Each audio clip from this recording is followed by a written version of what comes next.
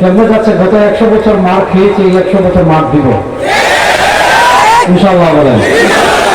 আপনারা হয়তো জেনেছেন ইতিমধ্যে কিন্তু সিরিয়া বিজয় হয়ে গেছে ইনশাআল্লাহ বলেন। সিরিয়াতে মুজাহিদরা আমাদের বাংলাদেশে যেমন 1971-এর চেতনা আমরা অনেক বিক্রি করেছি।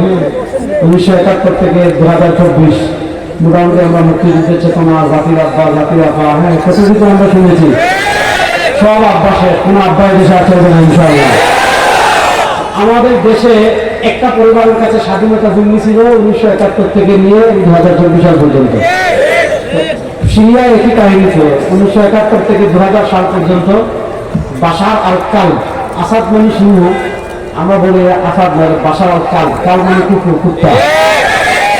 তার বাপ ছিল 2000 সাল পর্যন্ত, আর 2000 সাল থেকে 2024 সাল পর্যন্ত ছিল বাশার।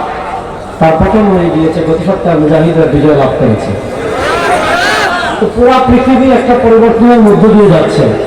তো এই পরিবর্তনের সময় আমাদের মুসলমানদের কিছু করণীয় আছে না নাই? বলেন।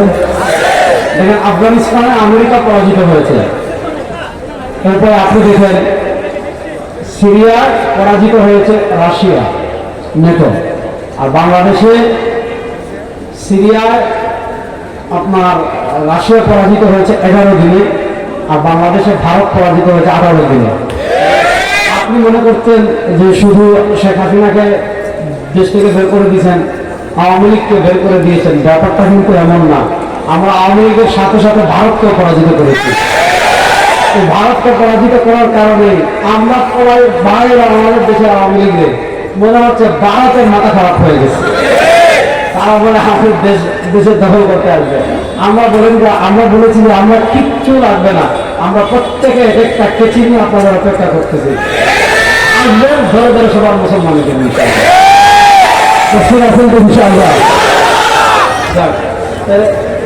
আচ্ছা, তাহলে এই পরিবর্তনের মধ্য দিয়ে যে পৃথিবীটা যাচ্ছে, এই শতাব্দী ইনশাআল্লাহ আমরা বিশ্বাস করি এই শতাব্দী মুসলমানদের শতাব্দী হবে ইনশাআল্লাহ। এই শতাব্দী ইসলামের শতাব্দী হবে ইনশাআল্লাহ। এই শতাব্দী কোরআনের শতাব্দী হবে ইনশাআল্লাহ। সাল্লাল্লাহু আলাইহি আদর্শের সৈনিকরা পৃথিবীতে আবার জেগে উঠবে ইনশাআল্লাহ। আমাদের কি করণীয় এই বিষয়ে আমি 2-4টা সংক্ষিপ্ত বেশ কয়েকটা পয়েন্টে কথা বলবো। আমি আজকে বিষয়ভিত্তিক করে তাফসীর করবো না, কোনো আলাপও দিব না। আজকে আমরা রাজনৈতিকভাবে এবং চিন্তাগতভাবে আমরা যে দাসত্বের জায়গায় আছি, সেই দাসত্বের জায়গায় একটু কাজ করার আমি চেষ্টা করবো ইনশাআল্লাহ। দেখেন আমাদের আর নাস্তিকদের ভিতর পার্থক্যের একটা মৌলিক জায়গা আছে। সেই পার্থক্যের মৌলিক জায়গা কি? আমরা বিশ্বাস করি দুনিয়ার জীবন শেষ না, দুনিয়ার জীবনের পরে পরকালে আরেকটা জীবন আছে না নাই? কথা বলেন, আছে না নাই? আমরা পরকালের জীবন বিশ্বাস করি। আর নাস্তিকরা বলে, অবিশ্বাসীরা বলে তাদের দুনিয়ার জীবনই শেষ, ইন্তেকাল করবে, মাটিতে মিশে যাবে, হাড্ডি গোশত মাংস মাটির সাথে মিশে যাবে, তার আর কোনো কিছু নাই। তাদের কাছে দুনিয়ায় সবকিছু। এজন্য তারা বলে খাও দাও চুক্তি করো। আর আমরা বলি দুনিয়ার জীবনই শেষ না, দুনিয়ার জীবনের পর অনন্তকাল আরেক জীবন, যে জীবনের শুরু আছে শেষ নাই, এমন আরেকটা জীবন আছে না নাই? দেখেন আল্লাহ তাআলা পবিত্র কোরআনের সূরাতুল হজ্জে আল্লাহ তাআলা বলেছেন, ইন কুনতুম ফি রাইবিন মিনাল বাস। আল্লাহ তাআলা বলেন, হে পৃথিবীর মানুষ, যদি পুনরুত্থান নিয়ে তোমরা সন্দেহ করো যে আমি মাটির নিচে 500 বছর থাকলাম, আমি মাটির নিচে 1000 বছর থাকলাম, 2000 বছর থাকলাম, 3000 বছর থাকলাম, মাটির সাথে আমি মিশে গেলাম। নূহ আলাইহিস সালামের বন্যায় যারা মারা গিয়েছে, হযরত লূত আলাইহিস সালামের যুগে মারা গিয়েছে, সুলাইমানের যুগে যারা মারা গিয়েছে, দাউদের যুগে যারা মারা গিয়েছে, ইব্রাহিমের যুগে যারা মারা গিয়েছে, আইয়ুবের যুগে যারা মারা গিয়েছে, তাদের গোশত মাটির সাথে মিশে গিয়েছে, হাড্ডি মাটির সাথে মিশে গিয়েছে, চামড়া মাটির সাথে মিশে গিয়েছে। তাদের কোনো হাড্ডি অবশিষ্ট নাই, তাদের কোনো গোশত অবশিষ্ট নাই, তাদের কোনো চামড়া অবশিষ্ট নাই, তাদেরকে চিনে দুনিয়াতে এমন কেউ নাই। তাদের শরীর যে মাটি খেয়েছিল ওই মাটিও হয়তো দুনিয়াতে নাই। প্রশ্ন এমন এক নিঃশেষ মানুষকে আল্লাহ কেমনে আবার করবেন? আল্লাহ তাআলা পবিত্র কোরআনে বলেন, কুল ইন কুনতুম ফি রাইবিন মিনাল বাস। আরে দুনিয়ার মানুষ, পুনরুত্থান নিয়ে যদি তোমরা সন্দেহ করো যে আল্লাহ আবার আমাদেরকে খবর থেকে কেমনে উঠাবেন, আল্লাহ আবার আমাদেরকে কেমনে সৃষ্টি করবেন, আল্লাহ তাআলা বলেন শুনো, এই কুনতুম ফি রাইবিন মিনাল বাসি, পুনরুত্থান নিয়ে যদি সামান্য সন্দেহ করো, শুনো, ফাইন্না খালাকনাকুম মিন তুরাব, তোমরা কেউ দুনিয়াতে ছিলে না, তোমাদের বাপও দুনিয়াতে ছিল না, তোমাদের দাদাও দুনিয়াতে ছিল না, তোমাদের 14 গোষ্ঠী কেউ দুনিয়াতে ছিল না। আল্লাহ বলেন ফাইন্না খালাকনাকুম মিন তুরাব, আমি তোমাদের সবাইকে সৃষ্টি করেছি মাটি থেকে। আল্লাহ আমাদেরকে সৃষ্টি করেছেন কিসের থেকে? আল্লাহ বলেছেন ওয়ালাকাদ খালাকনাল ইনসান, সূরাতুল মুমিনুন 11 নম্বর আয়াতে আল্লাহ বলেছেন ওয়ালাকাদ খালাকনাল ইনসান মিন সুলালাতিন মিন তিন, আমি তোমাদেরকে যাচাই বাছাই কৃত মাটি থেকে সৃষ্টি করেছি। প্রশ্ন হলো, কোরআনে আল্লাহ মানুষের সৃষ্টি তত্ত্ব নিয়ে আলোচনা করতে গিয়ে কোথাও বলেছেন আমি সৃষ্টি করেছি মাটি থেকে, কোথাও বলেছেন আমি সৃষ্টি করেছি পানি থেকে, কোথাও বলেছেন আল্লাহ সৃষ্টি করেছেন তুরাব থেকে, কোথাও বলেছেন আল্লাহ সৃষ্টি করেছেন তিন থেকে, কোথাও বলেছেন ইকরা বিসমি রাব্বিকাল্লাযী খালাক খালাকাল ইনসানা মিন আলাক, কোথাও বলেছেন আল্লাহ সৃষ্টি করেছি মাটি থেকে, কোথাও বলেছেন আল্লাহ সৃষ্টি করেছি পানি থেকে, কোথাও বলেছেন আল্লাহ সৃষ্টি করেছি রক্তপিণ্ড থেকে, কোথাও বলেছেন আল্লাহ সৃষ্টি করেছি গোশত থেকে। আসলে আল্লাহ আমাদেরকে সৃষ্টি কি দিয়ে করেছেন? আমি আপনাদেরকে খুব সহজ করে বুঝাই। এটা কি বলেন না? আরে বলেন না, এটা কি? টুপি বানিয়েছে কি দিয়ে? কাপড় দিয়ে। সহজ। কাপড় বানিয়েছে কি দিয়ে? সুতা দিয়ে। সুতা বানিয়েছে কি দিয়ে? তুলা দিয়ে। দেখেন, তুলা থেকে এসেছে সুতা, সুতা থেকে এসেছে কাপড়, কাপড় থেকে এসেছে টুপি। এবার দেখেন, আপনি বললেন যে এই টুপি এসেছে কাপড় থেকে, কাপড় এসেছে সুতা থেকে, সুতা এসেছে তুলা থেকে। এক কাজ করি, এই টুপি কেটে ছিন্ন ভিন্ন করে ফেলবো। এই টুপির ভিতরে যেহেতু তুলা আছে, সুতরাং এই টুপি থেকে তুলা বের করবো। বলেন, এই টুপি ছিন্ন ভিন্ন করে ফেললে, এই টুপি কেটে ফেললে আপনি আসলে তুলা পেতে পারবেন না। যেমন ভাবে তুলাটা প্রসেস হইতে হইতে হইতে হইতে হইতে হইতে টুপি হয়ে গিয়েছে, আল্লাহ তাআলা ঠিক তেমনি ভাবে আমাদেরকে মাটি থেকে প্রসেস করতে করতে করতে করতে আল্লাহ তাআলা হাড্ডি এবং গোশত বানিয়ে ফেলেছেন। আল্লাহ তাআলা কেমনে আমাদেরকে প্রসেস করেছেন? আল্লাহ পবিত্র কোরআনের সূরাতুল মুমিনুনের 11 নম্বর আয়াত থেকে আমি একটু পড়ি, তারপর আলোচনা সামনের দিকে নিব। শুনুন, আল্লাহ বলেন ওয়ালাকাদ খালাকনাল ইনসানা মিন সুলালাতিন মিন তিন ثم جعلناه نطفة في قرار مكين ثم خلقنا النطفة علقة فخلقنا العلقة مضغة فخلقنا المضغة عظاما فكسونا العظام لحما ثم أنشأناه خلقا آخر فتبارك الله أحسن الخالقين। আল্লাহ বলেন, মানুষ শোনো, তুই যে দুনিয়াতে বাহাদুরি করিস, ক্ষমতার বড়াই দেখাস, ক্ষমতার পাওয়ার দেখাস, পুলিশের পাওয়ার দেখাস, আর্মির পাওয়ার দেখাস, বিডিআরের পাওয়ার দেখাস, ভারতের পাওয়ার দেখাস, আমেরিকার পাওয়ার দেখাস, আরে আমার আল্লাহ পাওয়ারের কাছে এগুলো মাকড়সা ছাড়া কিচ্ছু না। দেখেন, আপনি যত বড় ক্ষমতাবান হন, আর যত বড় রাষ্ট্রের মালিক হন, আর যত বড় জাতির আব্বা অথবা মা যাই হন অথবা দুলাভাই যাই হন, সামান্য ক্ষমতা পেয়ে আল্লাহর ক্ষমতাকে চ্যালেঞ্জ করবেন না। সামান্য ক্ষমতা পেয়ে কোরআনের বিরুদ্ধে আইন জারি করবেন না। সামান্য ক্ষমতা পেয়ে ইসলামকে মুছে দেওয়ার ষড়যন্ত্র করবেন না। ক্ষমতা পেয়ে ফেরাউন চেয়েছিল ইসলামকে মুটিয়ে দিতে, আল্লাহ ফেরাউনকে সমুদ্রে পুড়িয়ে দিয়েছেন। সামান্য নমরুদ পেয়ে ইসলাম চেয়েছিল, নমরুদ চেয়েছিল ইসলামকে মুছে দিতে, আল্লাহ নমরুদকে মশা দিয়ে শেষ করে দিয়েছেন। সামান্য ক্ষমতা পেয়ে আবু জাহেল চেয়েছিল ইসলামকে শেষ করে দিতে, আল্লাহ ছোট্ট সাহাবীকে দিয়ে তাদেরকে শেষ করে দিয়েছেন। বাংলাদেশের বিনাপুরে ক্ষমতায় গিয়ে ভারতের এই দেশকে ইসলামকে বিধানের ষড়যন্ত্র করেছে। আজকে সামান্য ছাত্ররা এই দেশকে বের করে ভারতে তাদেরকে হারিয়ে দিয়েছে।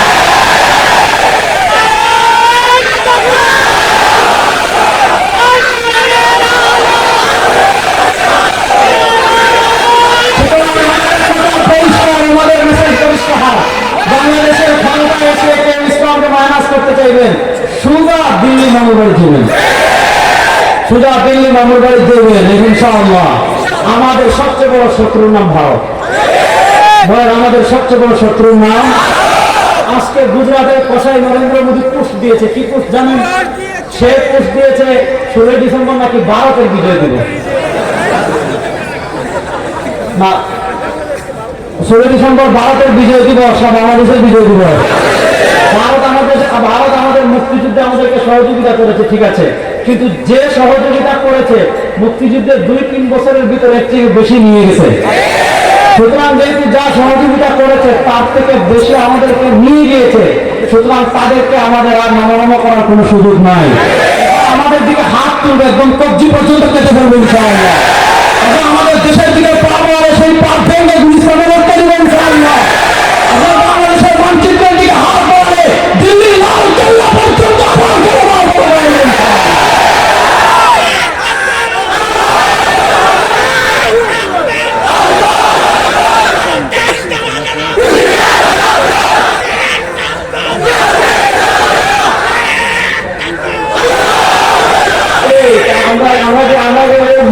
হিন্দুদের ভয়, আমরা গরুর দুধ খাই, আমরা গরুর কি খাই? আমরা গরুর মগজ খাই, গরুর হাড্ডি ভেঙে চুরমার করে ফেলি, গরুর গুস্ত খাই আমরা। যারা গরুর গুস্ত খায় তুই গরুর মুখ খেয়ে তাদের দেশ দখলের স্বপ্ন দেখে তোর সাহস। আমি বলেছি যে কলকাতার কয়েকটা গেস্টিক সাংবাদিক আছে না, বেল যেমন আগ্রহার মধ্যে বৃষ্টি হলে বেল যাওয়ার লাভা, কলকাতার কয়েকটা সাংবাদিক আছে না এরকম লাভা, দেখতেছেন না? গরুর মুখ খেয়ে এদের মাথা বৃষ্টি নামবে না। এদেরকে কি করতে হবে জানেন? আমাদের ভোলা একটা এলাকা আছে নামপুরা, চলে মানে বিশাল বিশাল মহিষ আছে, একসাথে 8-10 কেজির মুখে, এরকম বড় বড় মহিষ আছে একসাথে 8-10 কেজির মুখে। আমরা বলছি এদের গরুর পোশাকতে হবে না, আমাদেরকে বলেন আমরা ইমার্জেন্সি ভোলা থেকে মহিষের মুখ সাপ্লাই করবো, ওই মহিষের মুখ খাওয়া এদের মাথায় বৃষ্টি নামবে না। আমাদেরকে ভয় দেখায় বাংলাদেশ। সে বলতেছে কি জানেন বাংলাদেশ কি তোমার একা? বাংলাদেশ নাকি তার বাবা। আমরা বলি আসেন, ওই যে দেখছেন না ছোটবেলায় আপনারা দেখছেননি ওই যে লেবুর শরবত বিক্রি করে এরকম মেশিন থাকে, আসবেন এরকম চিপটা সব শেষ করে দেবেন সব। বাংলাদেশকে আমরা ভারতের ভয় বেটা, আমরা কাউকে ভয়, আমরা ভয় একমাত্র কাকে? আমরা তো সেই জাতি 300 জনের খাবার সবাই খেলেছি তাদের, আমরা তো সেই জাতি মাত্র 3050 বিরুদ্ধে খেলেছি, আমরা তো সেই জাতি 50,000 3 লক্ষের বিরুদ্ধে খেলেছি। আমাদেরকে বড় দেখাবো, আশা মনীষা সব বাংলাদেশের মুসলমান আল্লাহ ছাড়া কাউকে ভয় পায় না। এই দেশকে আল্লাহ করতে চাইবেন দিল্লি লাল কেল্লা পর্যন্ত মুসলমান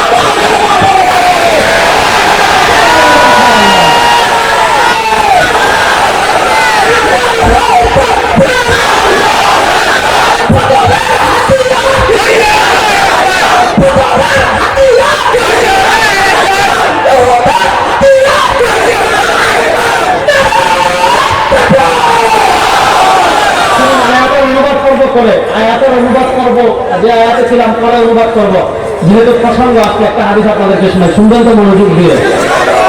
দেখেন পৃথিবীর প্রেক্ষাপটে আমি আপনাদেরকে একটু গল্প বলি, তারপরে আয়াতের অনুবাদ করছে, একটু সবল করেন, পরে আবার করেন না যে আজকে কি ওয়াজ করে দিন, কিছু বুঝি নাই, কিছু না বুঝলেও শুনেন। শুনেন, পৃথিবীতে কিয়ামতের আগে, খুব মনোযোগ দিয়ে কথা বলবেন যুবকরা, পৃথিবীতে কিয়ামতের আগে বড় বড় 11টি বিষয় সংঘটিত হবে। কয়টা? 11। এই 11টাকে বলা হয় আশরাতুস সাআতিল কুবরা। এই 11টা আলামতকে বলা হয় কিয়ামতের বড় বড় আলামত। ইমাম মুসলিম রাহিমাহুল্লাহ মুসলিম শরীফে হাদিস এনেছেন, নবী করিম সাল্লাল্লাহু আলাইহি ওয়াসাল্লাম একদিন মসজিদে দেখলেন, আমরা যেমন এখানে বসে আমি ওয়াজ করতেছি, আপনারা শুনতেছেন, আমার পরে আরেকজন বক্তা আসবে, উনি ওয়াজ করছে, আপনারা শুনবেন, আমার আগেও ওয়াজ করেছে, ওনারা ওয়াজ করেছে, আপনারা শুনছেন। তো এইভাবে সাহাবায়ে কেরাম বসে পরস্পর আলোচনা করছিলেন। নবী করিম সাল্লাল্লাহু আলাইহি ওয়াসাল্লাম সাহাবায়ে কেরাম রাদিয়াল্লাহু আনহুমকে জিজ্ঞেস করলেন, মা তাতাযাকারু ইয়া আসহাবি, ও আমার সাহাবায়ে কেরাম তোমরা কিসের আলোচনা করছো? নবী করিম সাল্লাল্লাহু আলাইহি ওয়াসাল্লাম জবাব দিলেন, ইয়া রাসূলুল্লাহ ইন্না নাযকুরুস সাআ, ও আল্লাহর নবী আমরা কিয়ামতের আলোচনা করছি। কোরআনের পাতা উল্টালে খালি কিয়ামতের কথা, হাদিসের পাতা উল্টালে খালি কিয়ামতের কথা, আপনার মজলিসে বসলে খালি কিয়ামতের কথা। ইয়া রাসূলুল্লাহ ইন্না নাযকুরুস সাআ, ও আল্লাহর নবী আমরা কিয়ামতের আলোচনা করছি।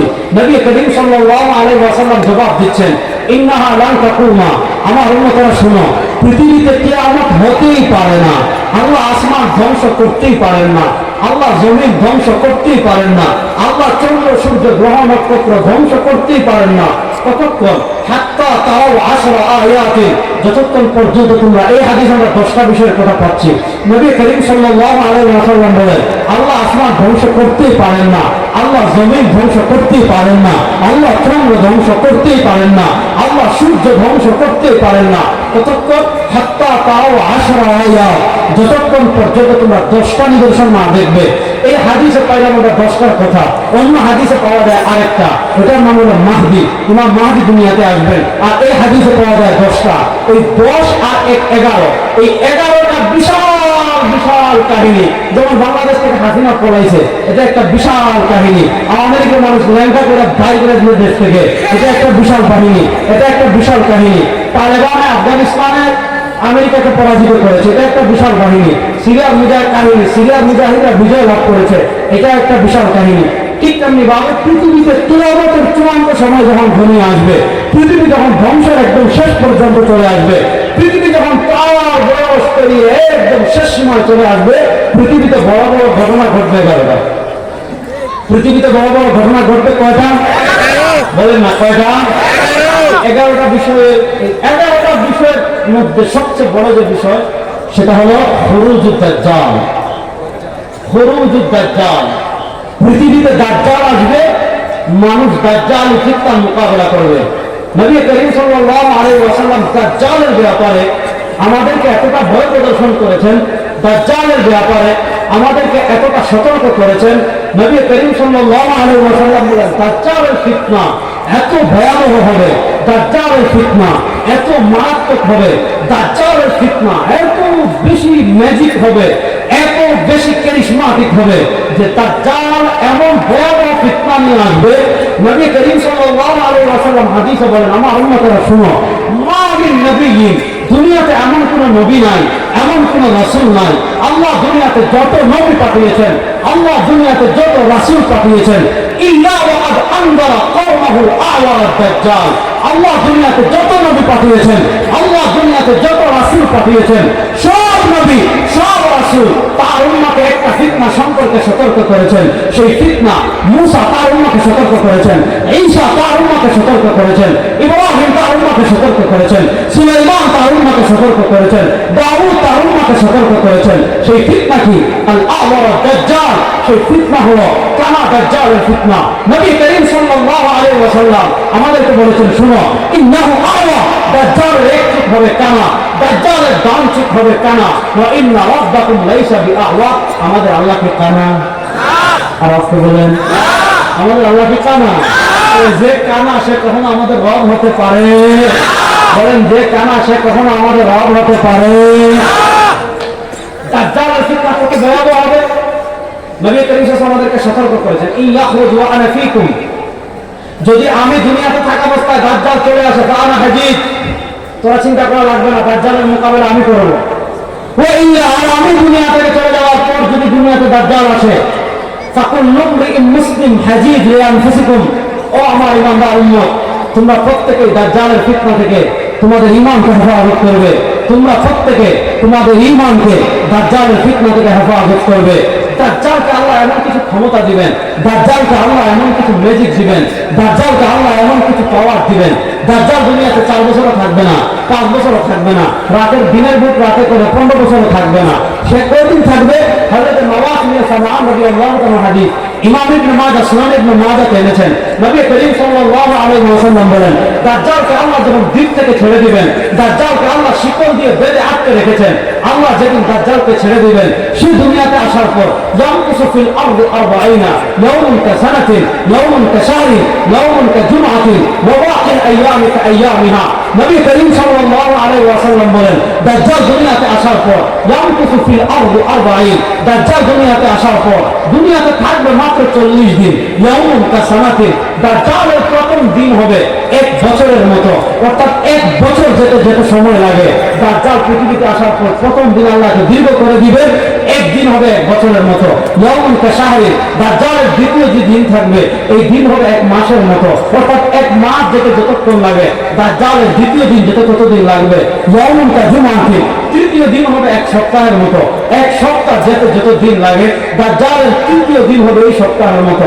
ওয়াবাকিল আইয়ামিকা আইয়ামিহা, আর দাজ্জালের বাকি যে 37 দিন থাকবে, ওয়াবাকিল আইয়ামিকা আইয়ামিহা, দাজ্জালের বাকি 37 দিন হবে আমাদের স্বাভাবিক দিনের মতো। আমাদের স্বাভাবিক 37 দিন যেতে যত সময় লাগে, দাজ্জালের বাকি 37 দিন যেতে এত সময় লাগবে। আর 38 নম্বর দিন এক সপ্তাহ, 39 নম্বর দিন এক মাস, 40 নম্বর দিন এক বছর। তাহলে এক বছর, এক মাস, এক সপ্তাহ, 37 দিন, এই সামান্য কয়েকদিন দাজ্জাল দুনিয়াতে থাকবে। আর এই দুনিয়াতে দাজ্জালের এত ক্ষমতা থাকবে, এত পাওয়ার থাকবে, এত জাদু থাকবে। ওই যে আমরা বলি না, গল্প করেছি ছোটবেলায়, হ্যামিলনের বাসিওয়ালা, যে এলাকার সব শিশুদেরকে নিয়ে চলে যায়। আসলে হ্যামিলনের বাসিওয়ালার গল্পটা যদিও কাল্পনিক, বাস্তবতার সাথে কোনো মিল নাই, কিন্তু প্রকৃত হ্যামিলনের বাসিওয়ালা যে হবে সে হবে দাজ্জাল। কেমন হবে জানেন? হাদিসে আসতে শুনেন, দাজ্জালের ফিতনা আল্লাহ নিজে আল্লাহর কাছে আশ্রয় চাইতেন। আল্লাহুম্মা ইন্নী আউযু বিকা মিন ফিতনাতিল মাহইয়া ওয়াল মামাত ওয়া আউযু বিকা মিন ফিতনাতিল মাসীহিদ দাজ্জাল। দাজ্জালের ফিতনা এত ভয়াবহ হবে, দাজ্জালের ফিতনা এত মারাত্মক হবে। হাদিস এসেছে, নবী করিম সাল্লাল্লাহু আলাইহি ওয়াসাল্লাম নামাজে দোয়া করতেন, আয় আল্লাহ, আল্লাহুম্মা ইন্নী আউযু বিকা মিন ফিতনাতিল মাহইয়া ওয়াল মামাত ওয়া আউযু বিকা মিন ফিতনাতিল মাসীহিদ দাজ্জাল। আয় আল্লাহ, কানা দাজ্জালের ফিতনা থেকে আমি আপনার কাছে আশ্রয় চাই। এখন বুঝেন ফিতনাটা কত ভয়াবহ হবে। নবী করিম সাল্লাল্লাহু আলাইহি ওয়াসাল্লাম এই ফিতনা থেকে আল্লাহর কাছে আশ্রয় চাইতেন। দাজ্জাল একটা এলাকায় আসবে, খুব মনোযোগ দিয়ে শুনেন। আয়েশা বলবে, আনা রাব্বুকুমুল আলা, আরে কিসের খোদা মানো, কিসের নেতা মানো, কিসের কি? দাজ্জাল বলবে, আমি তোমাদের সবচেয়ে বড় খোদা। অথচ আমরা বিশ্বাস করি আমাদের খোদাকে, আমাদের রবকে। বলেন না, আমাদের রবকে, আমাদের রবকে। দাজ্জাল এসে বলবে, মনে করেন সে, মনে করেন এলাকার নাম তো হাদিসে আসেনি, মনে করেন আপনাদের এখানে আসবে, আসার পর বলবে আমি রব। মানুষ বলবে, এবার সকল করতে পারিল রব, নেতা, তাই হয়ে সব কিছু। দাজ্জাল কি করবে জানেন? ফাআখাযা রাজুলান ওয়া কাতালা ওয়া শাক্কা শিক্কাইন, এরকম একজন তাগড়া মানুষ যুদ্ধ হবে, এভাবে একটা তাগড়া যুবককে ধরবে, ওয়া কাতালা হত্যা করে ফেলবে, ওয়া শাক্কা শিক্কাইন, ছোটবেলা দেখছেন কি গাছ কাটতে করার দিয়ে, এখনো বিভিন্ন সময় আছে না, গাছ কাটে করার দিয়ে দেখুন নাই, দাজ্জাল এগুলোকে হত্যা করবে। একদম তাগড়া যুবক, তাগড়া যুবককে হত্যা করার পর ওয়া শাক্কা শিক্কাইন করার দিয়ে মাঝে কেটে দুই টুকরা করে ফেলবে। মানে বক্ষের নিচে এক টুকরা, উপর আরেক টুকরা, দুই টুকরা করে দাজ্জাল কি করবে? এক টুকরা এই পাশে ফেলে রাখবে, আরেক টুকরা এই পাশে ফেলে রাখবে। আচ্ছা মনে করেন আপনাদের জিরাবো এলাকায় যদি আপনারা খবর পান, এক লোক এসে আমাদের এক যুবককে ধরে হত্যা করে দুই টুকরা করে ফেলে, ওই লোক এখানে দাঁড়িয়ে আছে, হাজার হাজার মানুষ 5 মিনিটের ভিতরে হবে না? বলুন না কেন হবে না? মানুষ হাজার হাজার মানুষ জমে যাবে। দাজ্জাল কত বড় ঘটনা ঘটেছে। অপরিচিত লোক এসে বলে আমাদের নেতা, আমাদের নেতা বলে আমাদের অমুকের ছেলে অমুককে ধরে হত্যা করে দুই টুকরা করে দুই পাশে ফেলে রেখেছে, হাজার হাজার মানুষ জমে যাবে। দাজ্জাল তখন তার ম্যাজিক দেখানো শুরু করবে। সে কি ম্যাজিক দেখাবে জানেন? সাইমাদিয়া ফুলান ইবনে ফুলান, ওই যে যারে হত্যা করে করাত দিয়ে কেটে দুই টুকরা দুই পাশে ফেলে রেখেছে, দাজ্জাল ডাক দিবে, ইয়া ফুলান ইবনে ফুলান, ওই অমুকের বলা অমুক দা। ওই যে দাজ্জাল যারা হত্যা করে দুই টুকরা করে দুই পাশে ফেলে রেখেছে, তার নাম আর তার বাপের নাম ধরে ডাক দিবে, ইয়া ফুলান ইবনে ফুলান, ওই অমুকের ছেলে অমুক দা।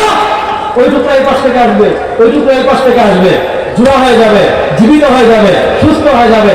আর মানুষদেরকে বলবে, ওই কারণে তাদের মানুষরা, আরে ওরা কেন পিছন ধরেছিল, তোদের রক্ত এই যে তোদের সামনে এসে বসে গেছে। আচ্ছা বলেন, মানুষদেরকে তখন হুজুরা আটকাইতে পারবে? কেন আটকাবে?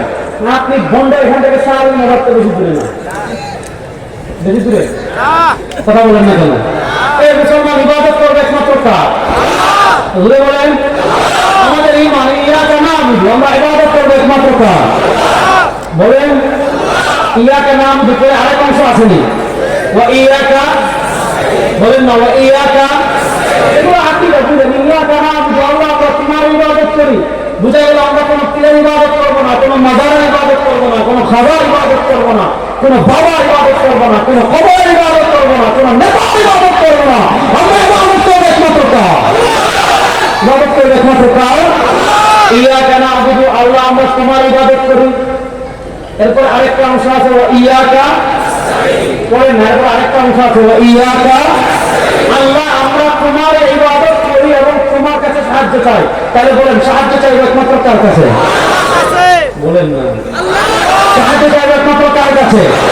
এখন আমাদের দেশে দেখবেন এরকম ভণ্ড আছে, নামাজ নাই, রোজা নাই, হজ নাই, যাকাত নাই, তাকওয়া নাই, তাহারাত নাই, পর্দা নাই, গাঞ্জা খেতে খেতে খেতে খেতে গাঁজার লেয়ার পড়ে গেছে তাতে, আছে না নাই? আচ্ছা বলেন তো গাঁজা খাওয়া হালাল না হারাম? খুব বড় আসতে বললেন, গাঁজা খাওয়া হালাল না হারাম? বাংলাদেশের বন্দরে জিজ্ঞাসা করছে মাদারা গাঁজা খান কেন? সে বলছে গাঁজার গাছ এরা যেহেতু সৃষ্টি করেছেন আল্লাহ, সুতরাং 0.1 পয়েন্ট গাঁজা খাওয়া যায়। যে গাঁজা গাছ এটা তো আমরা কেউ বানাই নাই। সে যুক্তি দিচ্ছে যে আমরা কেন গাঁজা খাই, যে গাঁজার গাছ এটা যেহেতু আল্লাহ সৃষ্টি করেছেন, আর আল্লাহ যেহেতু সৃষ্টি করেছেন বেশি খাইলে আবার নেশা উঠে যেতে পারে, এই জন্য আপনি 2.1 পয়েন্ট বা 5.5 কত পয়েন্ট বলছে আপনি গাঁজা খেতে পারবেন না। যে এই যুক্তি বিষয়ে 2.1 পয়েন্ট গাঁজা খেতে পারবেন কেন? দলিল হলো যে গাঁজার গাছ আল্লাহ সৃষ্টি করেছেন। তারা এক কাজ করবেন, আপনার এলাকায় যদি কুত্তা পায়খানা করে কুত্তার গু নিয়ে দিবেন, যে কুত্তার গু এটা আমরা কেউ বানাইতে পারবো। তাহলে তারা বলবেন তুমি যেই যুক্তি দিয়ে গাঁজা খাচ্ছ এই যুক্তি দিয়ে তুমি কুত্তার গু খেতে হবে, এই যুক্তি দিয়ে তুমি বাচ্চার পায়খানা খেতে হবে, এই যুক্তি দিয়ে তুমি গোবর খেতে হবে, এই যুক্তি দিয়ে তুমি ময়লা খেতে হবে, আবর্জনা খেতে হবে। যদি খেতে পারো বুঝবো তোমার যুক্তি ঠিক আছে, আর যদি খেতে না পারো বুঝবো তার থেকে বড় বাপ্পা আর ভণ্ড আল্লাহর জন্য আর কেউ নাই। এখন দেখেন যার নামাজও নাই, রোজাও নাই, হজও নাই, যাকাতও নাই, নাবির নিচের পছন্দ করে না, গোসল করে না, দুর্গন্ধে পাকে দেওয়া যায় না। চাঁদপুরের মক্তবে গিয়ে দেখলাম ওখানে একটা আস্তানা আছে, ল্যাংটা বাবার আস্তানা। কিসের আস্তানা? ল্যাংটা বাবা। বাবা 11 মাস ল্যাংটা থাকেন, আর বাবা 11 মাস গোসল করেন না। ওই বছরে একবার বাবা রয়েছে, সারা দেশ থেকে মুরিদরা আসে, বিভিন্ন জায়গা থেকে পানি নিয়ে আসে, তো জমজমের পানি নিয়ে আসে, তো পদ্মা নদীর পানি নিয়ে আসে, তো মাধবকুণ্ডের ঝর্ণার পানি নিয়ে আসে, তো ওই জায়গা থেকে পানি নিয়ে আসে। ওই বাবা একদিন গোসল করায়, আর ওই পানির বরকত মনে করে মুরিদরা আবার সাথে করে নিয়েও যায়। আমি তো বললাম ওই পানি খাওয়ার থেকে মুখ খাওয়া আবার দিয়ে ভালো। এখন আপনার যে গন্ড কিচ্ছু নাই, বিড়ি খায়, ইয়াবা খায়, গাঁজা খায়, গোসল করে না, দুর্গন্ধের পাশে যাওয়া যায় না, মুখ লম্বা ওই পর্যন্ত মুখের ভিতর ঢুকে যাচ্ছে, চেহারা একটা দেখলে মনে হয় বান্দরের গাছ। এইরকম সাগর পাগলের কাছে দেখবেন BMW দৌড়ে মানুষ যাচ্ছে, এরকম সাগর পাগলদের কাছে মানুষ দেখবেন মাসিনি দৌড়াই যাচ্ছে, এই সকল সাগর পাগলদের কাছে মানুষ দেখবেন লেন পূজা দৌড়াই যাচ্ছে।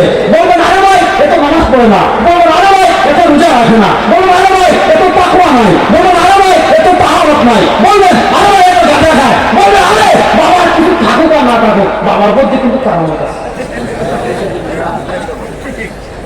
এটা কথা সত্য কি সত্য না? আমি যুবকদেরকে বলি ভালো করে বুঝেন, আজকে হালাত কিরকম, আজকে আমরা বারবার বলছি এগুলো শিরিক দেন না, আমরা বারবার বলছি মাদারে চিন্তা দিয়ে না, এটা শিরিক। আমরা বারবার বলছি কবরের সন্তান চাইলেন না, এটা শিরিক। আমরা বিশ্বাস করি বাচ্চার কোনো মানুষ দিতে পারে না, তাকদীর কোনো মানুষ পরিবর্তন করতে পারে না, ভাগ্য কোনো মানুষ পরিবর্তন করতে পারে না। আমরা ঈমানের মুখস্থ করে পড়েছি, আমাদের ঈমান, আমাদের আকীদা, আমাদের বিশ্বাস তাকদীরের মালিক একমাত্র কে? যারা বলেন তাকদীরের মালিক একমাত্র কে? আল্লাহ ছাড়া আর কেউ তাকদীর পরিবর্তন করতে পারে? বলেন আল্লাহ ছাড়া আর কেউ তাকদীর পরিবর্তন করতে পারে?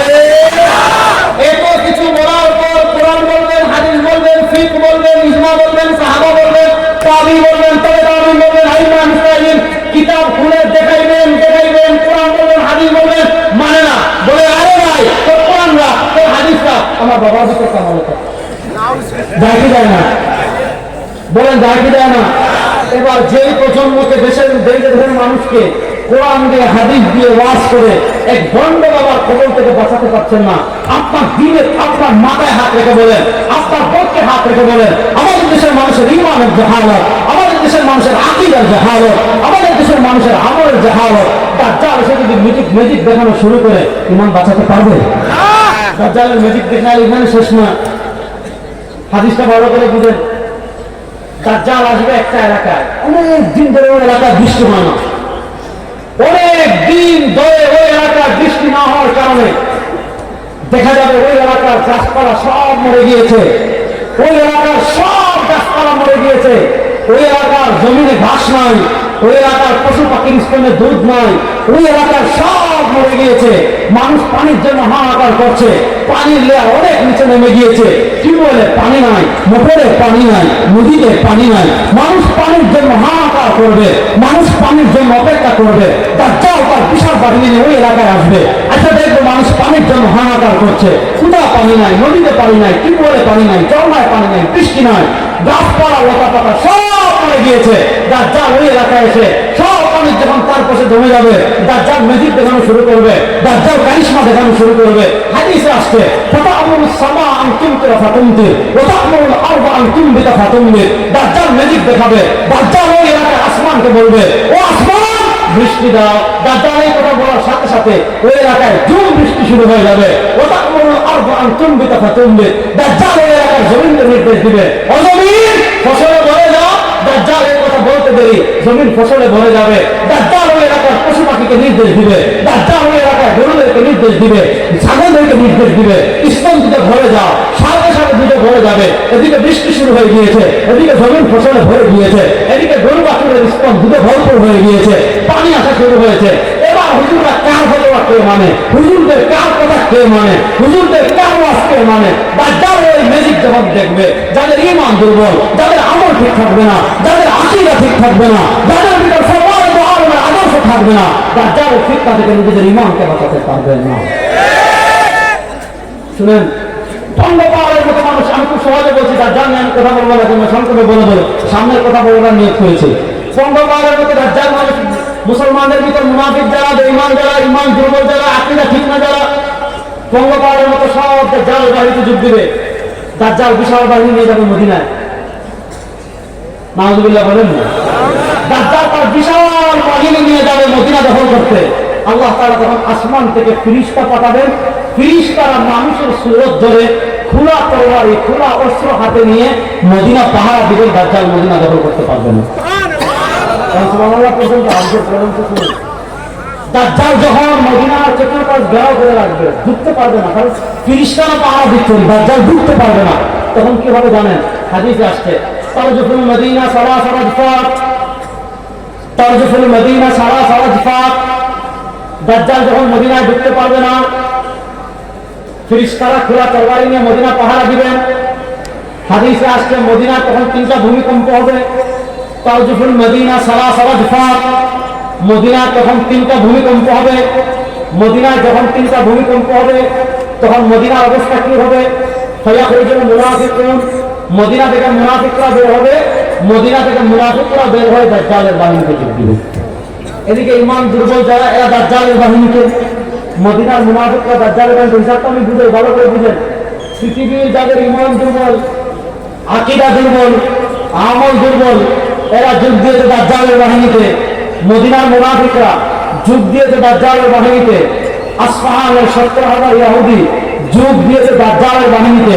একদিকে 70,000 ইহুদি, আরেকদিকে নামদারি মুসলমান, আরেকদিকে মদিনার মুনাফিক, বিশাল বাহিনী নিয়ে। মনোযোগ, চূড়ান্ত যুদ্ধের বর্ণনা দিচ্ছে, মনোযোগ। দাজ্জাল তার বিশাল বাহিনী নিয়ে আসবে দিমাশকে, দাজ্জাল তার বিশাল বাহিনী নিয়ে আসবে দিমাশকে, আসবে বাইতুল মাকদিসে, যেখানে মুসলমান যারা মুসলিম হয়, যাদের ঈমান ঠিক থাকবে, যাদের আকীদা ঠিক থাকবে, যাদের আদর্শ ঠিক থাকবে, এরা ইমাম মাহদীর নেতৃত্বে দিমাশকে একত্রিত হতে থাকবে, বাইতুল মাকদিসে একত্রিত হতে থাকবে, বাইতুল মাকদিসে একত্রিত হতে থাকবে। বিশাল বিশাল বিশাল বিশাল বাহিনী নিয়ে দাজ্জাল এসে সিরিয়ার ইমাম মাহদীর নেতৃত্বে মুসলমানদেরকে অবরোধ করে রাখবে।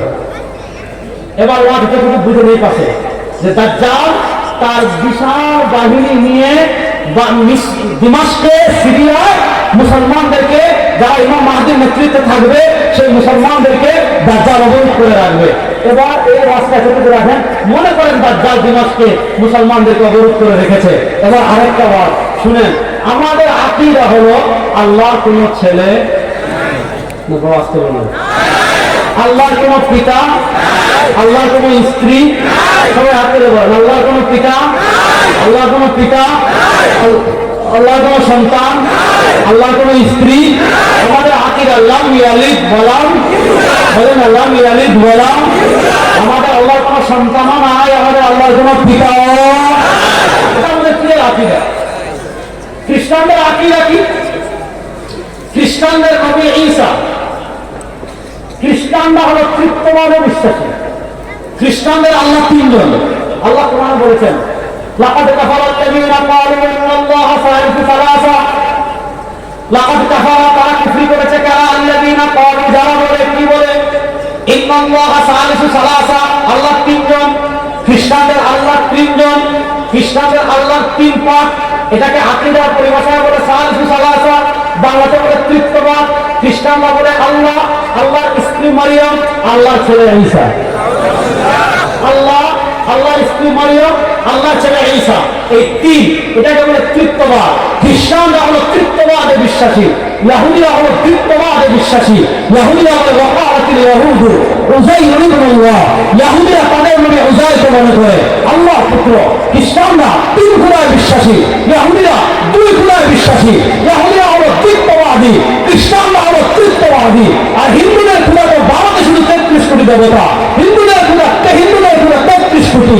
হিন্দুরা বহুত্ববাদী, খ্রিস্টানরা তৃতীয়বাদী, ইহুদিরা দ্বিত্ববাদী। আমরা বহুত্ববাদীও না, আমরা দ্বিত্ববাদীও না, আমরা তৃতীয়বাদীও না। আমরা বলি লা ইলাহা ইল্লাল্লাহ, আমরা বলি লা ইলাহা ইল্লাল্লাহ। আমাদের খোদা তিনজন না, দুইজন না, 33 কোটি না। আমরা বলি লা ইলাহা ইল্লাল্লাহ, আমরা বলি লা ইলাহা ইল্লাল্লাহ। আমাদের আল্লাহ, বলেন আমাদের আল্লাহ। আমাদের আল্লাহ, আমাদের আল্লাহ আমাদেরকে শিখিয়েছেন কুল হুয়াল্লাহু আহাদ, বলেন না কুল হুয়াল্লাহু। সুতরাং আমরা দুই খোদার ইবাদত করি, তিন খোদা বিশ্বাস করি, চার খোদা বিশ্বাস করি। আমরা ঘরে বাইরে রাজপথে সংসদে এক স্লোগানে বাংলাদেশ চলবে, আর জয় বাংলা স্লোগান চলবে না, কেন জাতীয় স্লোগান চলবে না। এখন বাংলাদেশের জাতীয় স্লোগান হবে লা ইলাহা ইল্লাল্লাহ। বাংলাদেশের জাতীয় স্লোগান হবে লা ইলাহা ইল্লাল্লাহ।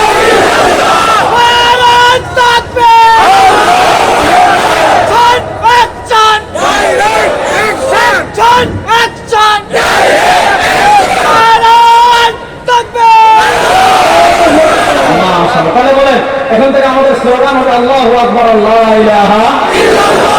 তাহলে বলেন আমাদের আল্লাহর কোনো পিতা আছে? আমাদের আল্লাহর কোনো সন্তান আছে? এখন খ্রিস্টানরা বলে তাদের ঈসা আল্লাহর ছেলে। আজকে আধুনিক শিরিক একটা বলে যায়, শুনেন আধুনিক একটা শিরিক বলি। এই যে ডিসেম্বরের 25 তারিখ দেখবেন খ্রিস্টানরা এই দিনটাকে পালন করে ক্রিসমাস ডে নামে। ক্রিসমাস ডে মানে কি? বড়দিন। বড়দিন মানে কি? তারা মনে করে তাদের ঈসা যেহেতু আল্লাহর ছেলে, আর আল্লাহর ছেলে যেদিন দুনিয়াতে জন্মগ্রহণ করেছেন, তাদের আকীদা মতে আল্লাহর ছেলে যেদিন দুনিয়াতে জন্মগ্রহণ করেছেন ওই দিন তো সাধারণ কোনো দিন না, ওই দিন বড়দিন। এই জন্য তারা ক্রিসমাস ডে পালন করে। এবার বলে কেউ আল্লাহর ছেলের জন্মদিন মনে করে কোনো মুসলমান ছেলে, কোনো মুসলমান যুবক, কোনো মুসলমান মহিলা যদি ফেসবুকে স্ট্যাটাস দেয় হ্যাপি ক্রিসমাস ডে, যদি ফেসবুকে কমেন্ট করে শুভ বড়দিন, ইমাম আসে না গেছে। আমাদের বাংলাদেশে একটা ছিল স্কুলের দালাল, সে পূজায় গেছে, পূজা দুর্গা পূজায়, দুর্গা পূজায় যে রাখানাকি করতেছে শিক্ষামন্ত্রী ছিল নোবেল। সে বলেছে যে আমার ইমান মোল্লাদের মতো এত দুর্বল না, আমার ইমান মৌলবাদীদের মতো এত দুর্বল না যে মা তোমার দুর্গা পূজায় যে নাচানাচি করলে আমার ইমান চলে যাবে, তার ইমান তো দুর্বল না। আমরা তখন বলেছিলাম আর তোর ইমান থাকবে না যাওয়ার কথা, তোর তো ইমানই নাই। তোর ইমান থাকবে, যাবে কি যাবে, থাকবে নাই প্রথম, তোর তো ইমান নেই, কি যাবে। ভালো করে বুঝলেন, খ্রিস্টানরা তাদের নবী ঈসাকে মনে করে আল্লাহর ছেলে, এখন আল্লাহর ছেলে মনে করে তারা 25 ডিসেম্বর ক্রিসমাস ডে পালন করে। এবার বলেন কোন মুসলমান ক্রিসমাস ডে পালন করতে পারে? কোন মুসলমান বড়দিন পালন করতে পারে? কোন মুসলমান হ্যাপি ক্রিসমাস ডে লিখে ফেসবুকে স্ট্যাটাস দিতে পারে? কোন মুসলমান শুভ বড়দিন লিখে ফেসবুকে কমেন্ট করতে পারে? কখন আমরা এগুলো করবো? বলেন কখন আমরা এগুলো করবো? এবং খ্রিস্টানরা কত আকামের জাতি দেখবেন, তারা তাদের নবীরা মনে করে আল্লাহর ছেলে। এবার তারা সিদ্ধান্ত নিল এক কাজ করতে হবে। কি কাজ? আল্লাহর ছেলেদের শুলিতে চড়ানো। আল্লাহর ছেলেকে কিসে চড়ানো? শুলিতে। ঈসারে শুলিতে চড়াবে। দেখবেন খ্রিস্টানরা গলায় ক্রুশ ব্যবহার করে, দেখছেন দেখুন নাই মনে হয়, না দেখলে ভালো, ভালো না দেখা ভালো, খারাপ না। খ্রিস্টানরা গলায় কি ব্যবহার করে? ক্রুশ। ক্রুশ মানে কে ইতিহাস একটু বলি। খ্রিস্টানরা সিদ্ধান্ত নিয়েছে আমরা তো গুনাহ অনেক করেছি, সামনে অনেক গুনাহ করবো, যেখানে জঘন্য আকিদা হবে। আমরা যত গুনাহ আগে করেছি, আমরা যত গুনাহ সামনে করব, খ্রিস্টানরা বলে আমাদের সকল গুনাহের অগ্রিম কাফারা স্বরূপ আমরা যত গুনাহ আগে করেছি, আমরা যত গুনাহ সামনে করব, আমাদের সকল গুনাহের অগ্রিম কাফারা স্বরূপ আল্লাহ ছেড়ে শুনতে চড়াবো, যাতে আল্লাহ তার ছেড়ে বলিদানের কারণে আমাদের সামনে পিছনে সব গুনাহ মাফ করে দেয়। এই আকীদা বিশ্বাস রেখে আল্লাহ জমিনুল কদর নবী হযরত ঈসাকে শুলিতে চড়ানোর জন্য তারা কি করেছে? ঈসা আলাইহিস সালামের ঘর ঘেরাও করেছে। তারা যখন ঈসা আলাইহিস সালামের ঘরকে ঈসা আলাইহিস সালামকে শুলিতে চড়ানোর জন্য ঘর ঘেরাও করেছে, আল্লাহ তাআলা জিবরিল আমিনের মাধ্যমে ঈসা আলাইহিস সালামকে জীবিত অবস্থায় চতুর্থ আসমানে তুলে নিয়েছে। আল্লাহ কোরআনে বলে ওয়া মা কাতালু, মনোযোগ, ওয়া মা কাতালু, তারা ঈসা আলাইহিস সালামকে হত্যা করতে পারে নাই। ওয়া মা সালাবু, তারা ঈসা আলাইহিস সালামকে শুলিতেও চড়াতে পারে নাই, তারা ঈসা আলাইহিস সালামকে হত্যা করতে পারে নাই। ওয়া মা সালাবু, তারা ঈসা আলাইহিস সালামকে শুলিতেও চড়াতে পারে নাই। কি করা হয়েছে? ওয়ালাকিন শুব্বিহা লাহুম, তাদেরকে ধাঁধা করা হয়েছে। আল্লাহ বলেন ওয়া মা কাতালু, তারা ঈসা আলাইহিস সালামকে হত্যা করতে পারে নাই। ওয়া মা সালাবু, তারা ঈসা আলাইহিস সালামকে শুলিতেও চড়াতে পারে নাই। তাহলে তারা ঈসাকে হত্যা করতে পারলো না, তারা ঈসাকে শুলিতেও চড়াতে পারলো না, তাদেরকে কি করা হয়েছে? আল্লাহ বলেন ঈসাকে হত্যা করতে পারেনি, ঈসাকে শুলিতেও চড়াতে পারেনি। কি করা হয়েছে? ওয়ালাকিন শুব্বিহা লাহুম, তাদেরকে ধাঁধা ফেলা হয়েছে। কেমনে ধাঁধা ফেলেছেন? ঈসাকে হত্যা করার জন্য যখন তারা ঘর ঘেরাও করেছে, আল্লাহ তাআলা জীবিত অবস্থায় ঈসাকে আসমানে তুলে নিয়েছেন। এরপরে সবচেয়ে বড় মাসকান যে সবার আগে ঘরে ঢুকেছে, আল্লাহ তাআলা কুদরতি ভাবে তার চেহারা পরিবর্তন করে ঈসার মতো বানিয়ে দিয়েছেন। এবার পিছনে যারা আসছে দেখি দেখতেছ আল্লাহ গুলায় খায়া শরীরটা কি মতো বানাইছে, মহিলা ফাঁসিতে লটকাই দিছে।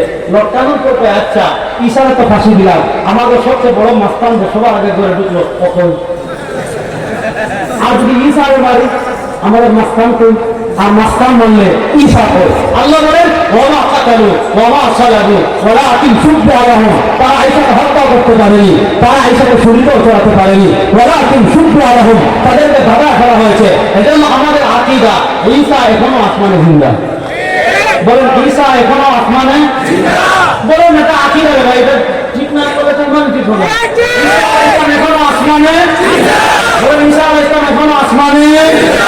এবার আগে ধরে আসেন, এবার মিলিয়ে দিই।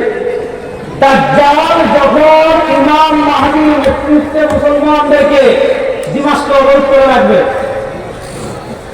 রাত শেষ হয়ে যাচ্ছে, ফজরের আযান হয়ে গিয়েছে, মুসলমান ওযু করে ফেলেছে, সুবহানাল্লাহ কানারে, মুসলমান ওযু করে ফজরের সুন্নাত করে ফেলেছে, কাতার সোজা হয়ে গিয়েছে, কাতার দাঁড়িয়ে গিয়েছে, ইকামত হয়ে যাবে অবস্থা।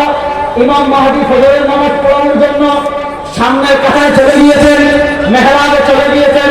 যখন ইমাম মাহদী ফজরের নামাজ পড়ানোর জন্য সামনের কাতারে চলে যাবে, ওই যে খ্রিস্টানরা যখন ঈসার ঘর ঘেরাও করেছিল, আল্লাহ যে চতুর্থ আসমানে ঈসাকে তুলে নিয়েছিলেন, মুসলমান যখন দাজ্জালের অবতারকালীন সময় ফজর নামাজ পড়ার জন্য কাতার বন্ধ হয়ে যাবে, ইমাম মাহদী যখন নামাজ পড়ানোর জন্য সামনে অগ্রসর হয়ে যাবে, আল্লাহ দুই ফেরেশতার কাঁধে ভর করে চতুর্থ আসমান থেকে হযরত ঈসাকে আবার দুনিয়াতে পাঠাবে। আলামত, খুরুজ দাজ্জাল, দাজ্জাল বের হবে, নুজুল ঈসা, ঈসা দুনিয়াতে অবতরণ করবেন। হযরত ঈসা দুনিয়াতে আসার পর পৃথিবীর সবচেয়ে বড় খেলা হবে, খেলা হবে ইনশাআল্লাহ। জীবনের প্রস্তুত আছে তো ইনশাআল্লাহ? এবার শুনেন, ঈসা আলাইহিস সালাম নামলেন, একটু সফর করেন। এবার ঈসা আলাইহিস সালাম যখন নামলেন, আমাদের এই দিকে কি অবস্থা হবে এটা একটু জানার দরকার আছে না ভাই? এবার এই দিকের অবস্থা কি শুনেন, আমি আপনাদেরকে মিলাচ্ছি। এবার একটা হাদিস বলি, যে মসজিদে দুইজন ফেরেশতার কাঁধে বর করে ঈসা আলাইহিস সালাম ফজরের সময় নামবেন, তার মানে দাড়ি থেকে চুল থেকে টপ করে পানি পড়বে, মনে হচ্ছে তিনি গোসল করে নামতেছেন। আর ওই পানির ফোঁটাগুলো এত সুন্দর হবে, মনে হবে মণিমুক্তা দেখতে। দুই ফেরেশতার কাঁধে বর করে যে গম্বুজে যে মসজিদের ছাদে হবে ঈসা আলাইহিস সালাম নামবে, 1 সপ্তাহ আগে মুসলমানরা সেই মসজিদ আবার বিজয় করে ফেলেছে। সুবহানাল্লাহ! আপনারা দেখেছেন না? দিমাশকের সেই মসজিদ, খালিদ ইবনে ওয়ালিদের স্মৃতি বিজড়িত সেই মসজিদ, হযরত আমির মুআবিয়া রাদিয়াল্লাহু আনহু সেই মসজিদ, যেই মসজিদে হযরত ঈসা অবতরণ করবেন, সেই মসজিদ মুজাহিদরা আবার বিজয় করে পৃথিবীবাসীকে মেসেজ দিয়েছে, পৃথিবীবাসীকে এই বার্তা দিয়েছে, আমাদের মার খাওয়ার দিন শেষ হয়ে গিয়েছে, আমাদের উপর আধিপত্যবাদীদের অত্যাচারের দিন শেষ হয়ে গিয়েছে, এবার আর কোনো ভয় নাই, সারা দুনিয়া এবার কালেমার পড়ে যাবে ইনশাআল্লাহ।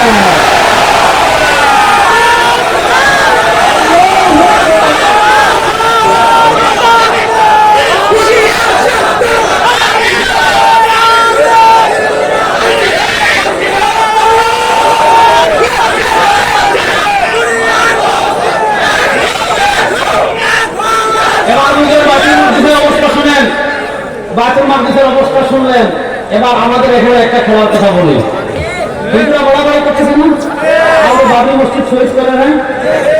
দেখেন আজকে তারা কি বলবো, আচ্ছা এই কথা করে বলবো, আগে এটা শুনেন। দেখেন আমাদের বাংলাদেশে কোন মন্দির ভেঙে মসজিদ বানানো হয়েছে এমন কোন মন্দির আছে? এই যুবকরা বলো, 5 আগস্টের সময় ভারতের দালাল হাসিনা পড়াই গেল। হাসিনা পড়ানোর পর আমরা ভয় করেছিলাম যে আওয়ামী লীগ হিন্দু লীগ হয়ে ফিরে আসতে পারে। আমরা ভয় করছিলাম না? আমরা মনে করেছিলাম আওয়ামী লীগ হিন্দু লীগ হয়ে মন্দির আক্রমণ করতে পারে, এই জন্য এদেশের মুসলমান মন্দির পাহারা দিয়েছে। এমন নজির পৃথিবীতে নাই। আজকে ভারতের দাদা বাবুরা, বাংলাদেশে কোনো হিন্দু নির্যাতন নাই, কোন মন্দির ভাঙচুর নাই, হিন্দুরা দিব্যি ভালো আছে। 5 আগস্টের পর পরিবর্তনের পর কোন মন্দির আক্রমণ করা হয় নাই, কোন হিন্দুদের প্রতিষ্ঠান আক্রমণ করা হয় নাই। 1-2 জায়গায় হিন্দুরা মার খেয়েছে, সেটা হিন্দু হওয়ার কারণে না, বরং আওয়ামী লীগের দালাল হওয়ার কারণে। আপনি হিন্দু আওয়ামী লীগের দালাল কি করবো?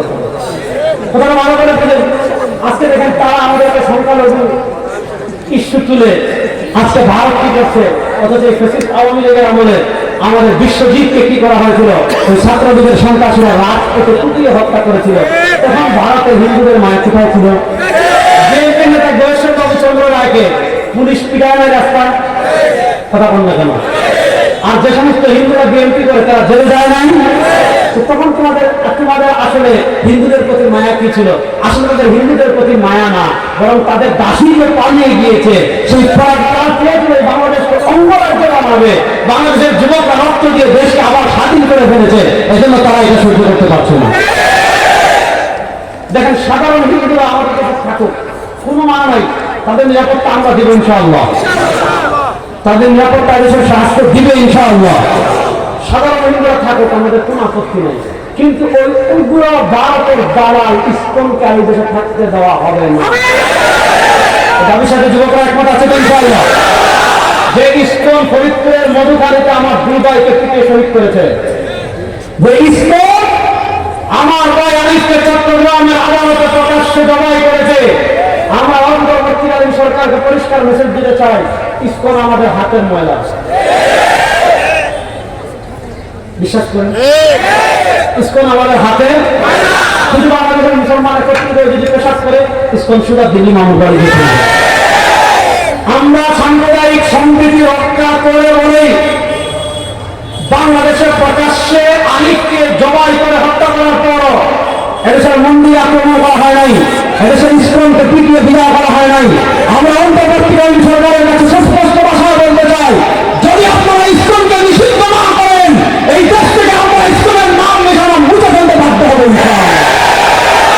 ইসলামকে আমরা দেশে আর সহ্য করবো এবং আমাদের দেশে কোনো সাম্প্রদায়িক জায়গা নাই, কিছুই নাই। আর আপনার আমাদের ওপারের দেশে দেখে আমাদের মসজিদ, বাবরি মসজিদ ভেঙে সেখানে রাম মন্দির নির্মাণ করা হয়েছে। গুজরাটের কসাই নরেন্দ্র মোদী সাম্প্রদায়িক দাঙ্গা সৃষ্টি করে গুজরাটে হাজার হাজার মুসলমানকে তারা হত্যা করেছে, আসামে তারা হাজার হাজার মুসলমান হত্যা করেছে, দিল্লিতে তারা হাজার হাজার মুসলমান হত্যা করেছে, তারপরে কাশ্মীরে তারা হাজার হাজার মুসলমান হত্যা করেছে, হায়দ্রাবাদে তারা হাজার হাজার মুসলমান হত্যা করেছে। যারা তাদের দেশের সংখ্যালঘু মুসলমানদের নিরাপত্তা দিতে পারে না, মসজিদের নিরাপত্তা দিতে পারে না, বাংলাদেশের হাই কমিশনের নিরাপত্তা দিতে পারে না, আমাদের দেশ নিয়ে তোমাদের মায়া কান্না করতে হবে না। বেশি বাড়াবাড়ি করতেছেন। পাকিস্তান যেমন লাত্তি দে, নেপাল যেমন লাত্তি দে, চীন যেমন লাত্তি দে, এখন থেকে বাংলাদেশ সীমান্তে লাত্তি খাওয়ার জন্য প্রস্তুত থাকে। এই গুন্ডামি আর চলবে না, আওয়ামী লীগ নাই। আওয়ামী লীগকে বিনা ভোটে রাতের ভোটে ক্ষমতায় বসে বাংলাদেশে গুন্ডামি করেছেন, সেই গুন্ডামি ভারতের গুন্ডামি আর এই দেশে চলবে না ইনশাআল্লাহ। দিল্লির গুন্ডামি আর এই দেশে আমরা চলতে দেবো না ইনশাআল্লাহ। 2024-এর জুলাই আগস্টে যদি আওয়ামী লীগকে হারানোর জন্য 10,000 শহীদ হতে পারে, ভারতের আধিপত্যবাদকে হারানোর জন্য, ভারতকে পরাজিত করার জন্য লক্ষ লক্ষ মুসলমান শহীদ হওয়ার জন্য প্রস্তুত আছে ইনশাআল্লাহ।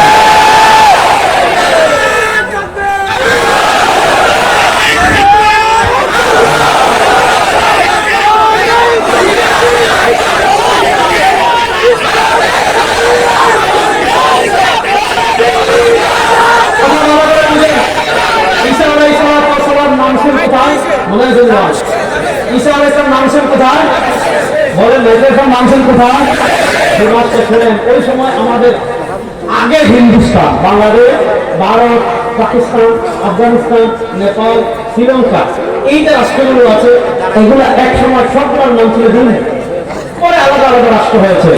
হিন্দের অবস্থা কি হবে হাদিস শুনেন। সুনান নাসাই হাদিস আসছে, নবী করিম সাল্লাল্লাহু আলাইহি ওয়াসাল্লামের নাম আরম্ভ করা শুনো। ইসাবাতান মিন উম্মতি, ইসাবাতান মিন উম্মতি, আমার উম্মার দুইটা দল এমন আছে, আমার উম্মার দুইটা বাহিনী এমন আছে। ইসাবাতান মিন উম্মতি, আমার উম্মার দুইটা দল এমন আছে, আমার উম্মার দুইটা বাহিনী এমন আছে। আখরাজাহুমুল্লাহু মিনান নার, যে দুই বাহিনীর উপর, যে দুই দলের উপর আল্লাহ তাআলা জাহান্নামের আগুনকে হারাম করে দিবেন। সুবহানাল্লাহ বলে রে। আমার উম্মার দুইটা দল এমন আছে, আমার উম্মার দুইটা বাহিনী এমন আছে, যে দুই দলের উপর, যে দুই বাহিনীর উপর, এই দুই দলে যারা অংশগ্রহণ করবে, এই দুই বাহিনীতে যারা অংশগ্রহণ করবে, এই দুই বাহিনীকে আল্লাহ জাহান্নাম থেকে বাঁচাবে, এই দুই বাহিনীর উপর আল্লাহ তাআলা জাহান্নামের আগুনকে হারাম করে দিবেন। এই দুই বাহিনী কারা? এক বাহিনী হলো ইসাবাতুন তাগজু ফিল হিন্দ, এক বাহিনী হলো যারা হিন্দুস্তানে যুদ্ধ করবে, আর আরেক বাহিনী হলো যারা ঈসা আলাইহিস সালামের সাথে যুদ্ধ করবে। এই দুই বাহিনীর উপর আল্লাহ তাআলা জাহান্নামের আগুনকে হারাম করে দিবেন। হিন্দুস্তানে একটা যুদ্ধ হবে কি হবে না? এবং এই যুদ্ধে যারা অংশগ্রহণ করবে আল্লাহ তাআলা তাদের উপর জাহান্নামের আগুনকে হারাম করে দিবেন। এই যুদ্ধটা হবে কখন? তিনটা হাদিস আসছে, যদিও জয়ীফ, কিন্তু তিনটা মূল্যে মোটামুটি চলন শরীফ, তিনটাকে সম্মিলিতভাবে মিলালে মোটামুটি চলন শরীফ পর্যায়ে চলে আসছে। এই দেশের আধিপত্যবাদ, এই উপমহাদেশের হিন্দু যারা আছে তাদের সাথে মুসলমানদের প্রচন্ড যুদ্ধ হবে। অধিকাংশ মুসলমান শহীদ হয়ে যাবে। অধিকাংশ মুসলমান শহীদ হওয়ার পর আল্লাহ তাআলা ওই যুদ্ধে মুসলমানদেরকে বিজয় দিবেন। ভারত যারা মুসলিম শাসক করবে, মুসলমান সেই শাসকদেরকে বন্দী করবে, বন্দী করে তাদের গলায় বেড়ি লাগাবে, রওনা করবে। ওই বাহিনী যখন দিমাশকে পৌঁছাবে, হযরত ঈসা আলাইহিস সালামের সাথে হিন্দুস্তানের বাহিনী দেখা হয়ে যাবে। এবার আপনি হিসাব মিলান, যুবক বড় করে বুঝে হিসাব মিলাও। যুদ্ধ হবে এখানে, বিজয় হবে মুসলমানের, এখান থেকে যাবে বন্দী করে দিমাশকে, যাওয়ার পর ঈসা আলাইহিস সালামের সাথে দেখা হবে।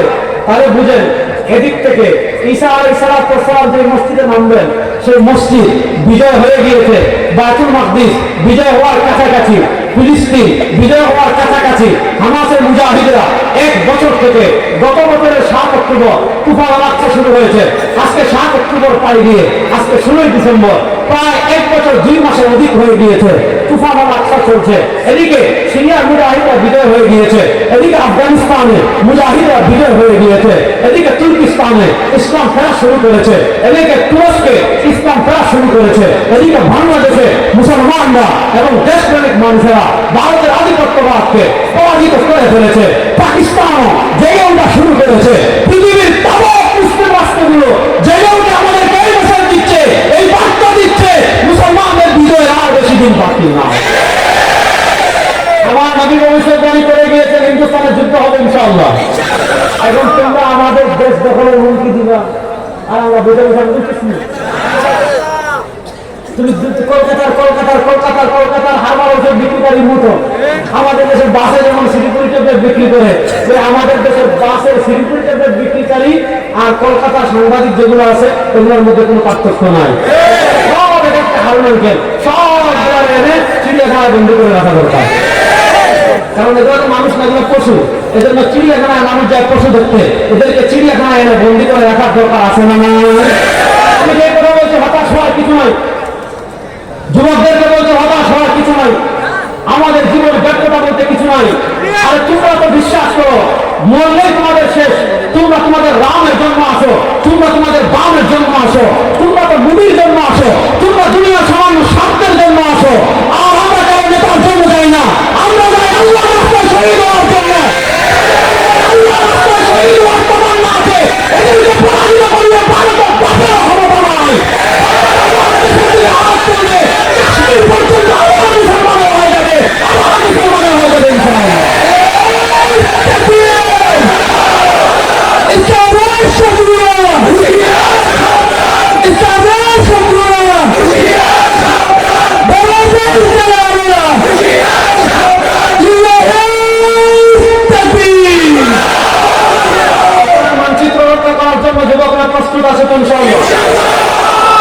দেশ রক্ষার জন্য যুবকরা প্রস্তুত আছে তো ইনশাআল্লাহ।